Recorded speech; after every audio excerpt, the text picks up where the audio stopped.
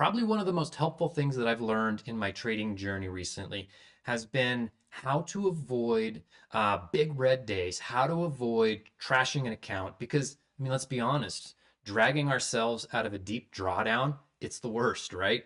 And I noticed this both in my live trading and in back testing. And what was really interesting is it's not hard to avoid that. It makes such a big difference in your trading, and it exponentially improves your wins when your wins are not constantly offsetting massive red days. So, in this recording from a live trade I took the other day, I think it exemplifies a lot of what I want to share here. And there are two key takeaways that I hope that the viewer is going to get out of this. Two things that really made a difference when it come to taking losses. And so I'm going to just roll the clip and see if you can figure it out. So this for me, this fair value gap is the last line of defense here on this. I was anticipating it to come down in here, take some liquidity before ripping higher. So I did maybe prematurely enter this with a little bit more anticipation of some sell side delivery. That's okay. Small light scalp. Uh, whether I'm right or I'm wrong, I won't know. So, um, and then took the news high up here, came down and formed this inversion gap right down here, and that's when I went short with SMT, higher time frame level, everything there. And after I went short, sometimes I feel like this happens. Like I see this distribution down lower, and then I entered on this candle, and that's when it starts chopping. Right, I've had that happen a number of times where I get into the trade and it just chops. Not fun. I thought about closing it down here and I struggled a little bit with, well, my rule is don't break even on the trade when you enter, unless like some trade criteria is missing that you missed or messed up or read the chart wrong. Um, and so to some extent, I did try to reason my way out of the trade. I was like, well, it's actually against my overall bias. It fits my narrative. I thought price was going to come down into here first and then continue higher. But and so therefore I should have waited for this long because that's what I was originally really waiting for. So I don't know. The risk was so small that I figured it'd be good for me just to practice. Look at how these candles are not moving; they're just wicking. So when 9:30 opens, it's going to rip one way or the other. It's either going to rip for my buy limit or my buy stop. I just did a simple 1-to-1 because it was against my overall bias, but fit my narrative. And 1 minute until open. Let's see what happens. It's just been in a consolidation pattern, which is good. That's what we want to see before 9:30. I want to see price do this. I didn't think it was gonna do that, but that's what it ended up doing. Because when you get this formation here, that's when we either get a manipulation to the downside or to the upside, and 9:30 forms a two-stage delivery, which for me is exactly what I want to see, a two-stage delivery. So I'm going to find out here in about 15 seconds if I'm on sides or off sides.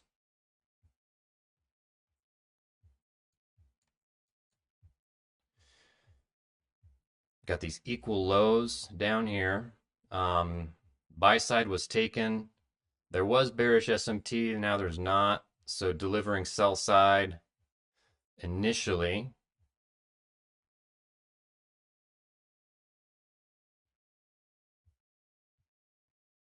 And based off of this consolidation, I'm feeling a little more like it's going to stop me out than it's going to run for my take profit. But I don't know. Right there, I could have exited at break even. Was thinking about it, didn't. So this is coming for my stop. All right.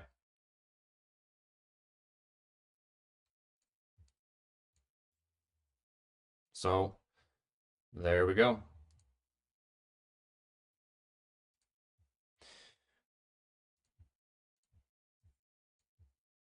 So time to zoom out a little bit.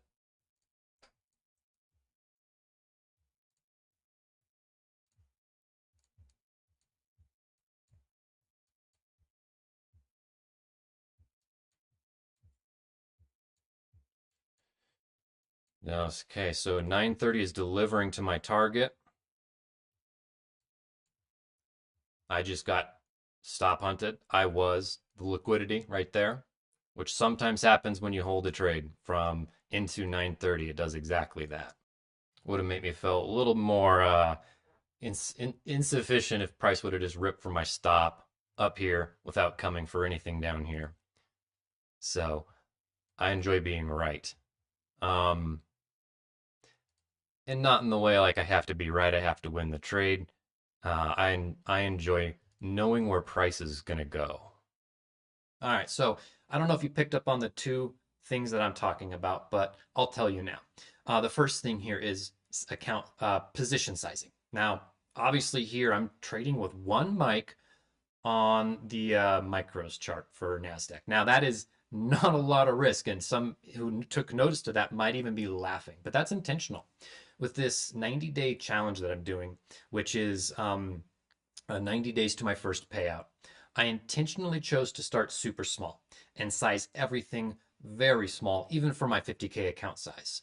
And that was done intentionally because I can take a trade like that and I really don't care. The amount of risk on that trade with one mic and that amount of movement on the chart was probably $50, right?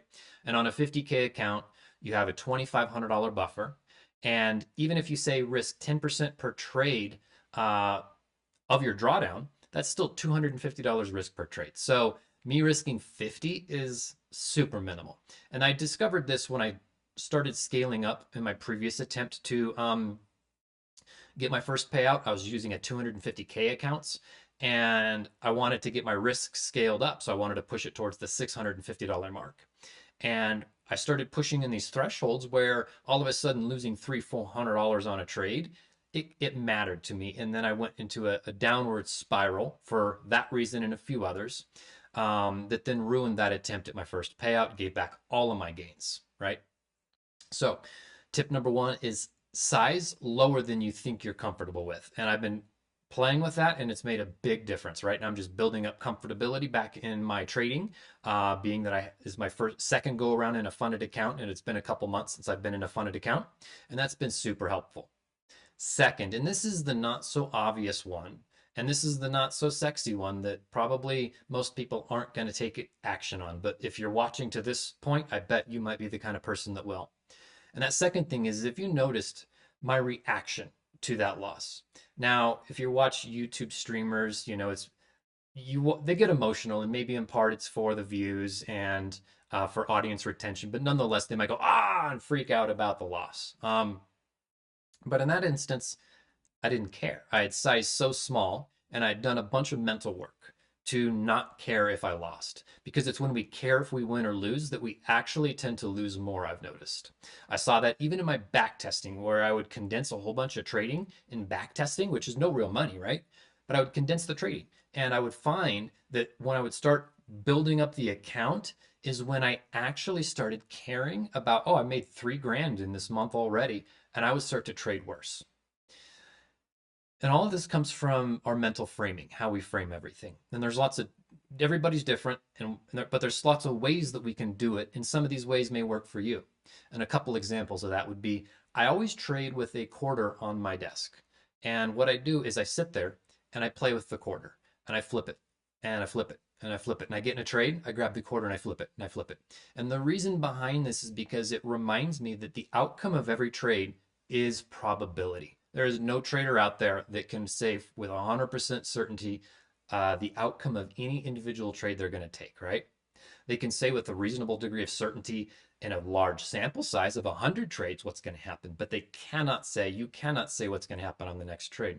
So it's identifying not with the outcome of the trade that's important here. And I use a quarter to remind myself that probability. Another example is I just recently actually decided, and I don't know where the idea came from, but I decided I was just going to let go of this account that I'm using for my funded challenge, for my first payout challenge.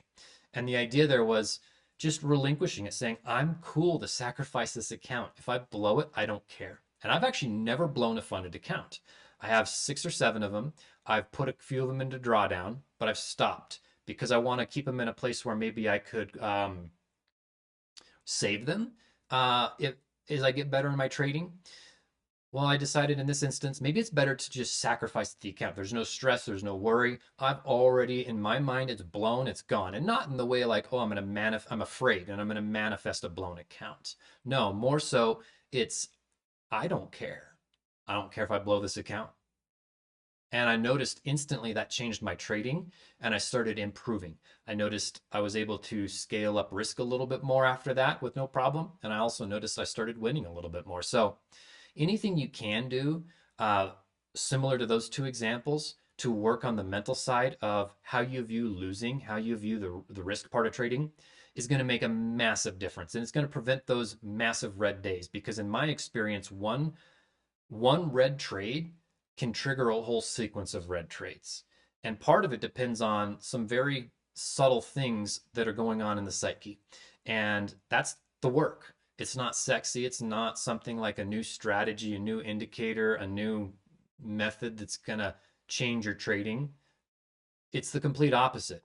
But it's also the stuff that's improving the rest of my life exponentially, is doing the psychological work, the mental work behind it. So anyways, I hope you found that helpful. If you're still here to this point, join me on my lives. I'm going live at 9:30 New York time every morning, a little earlier, usually doing a pre-market analysis. And then 9:30 opens and I start trading.